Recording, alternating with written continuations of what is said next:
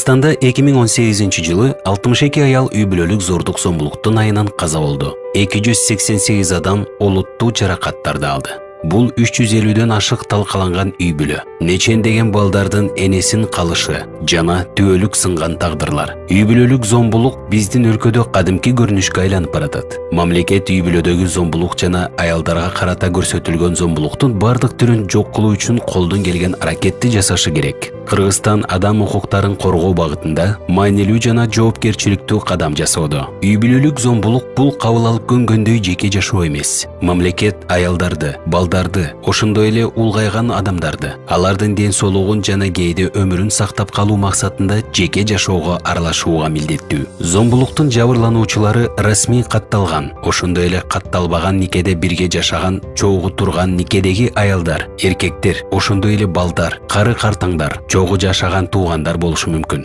Жоруктар жөнүндө кодексте жана жазык кодексинде үй бүлөлүк зомбулукка жаза колдонулат. Айрым учурда үй бүлөлүк зомбулук үчүн кылмыш жоопкерчилигине тартылышы мүмкүн. 2018-жылы милицияга түшкөн чалуулардын ар бир 6-чысы үйдөгү же үй бүлөлүк зомбулук фактысы боюнча болгон. Бул 30 миңден ашык чалуу.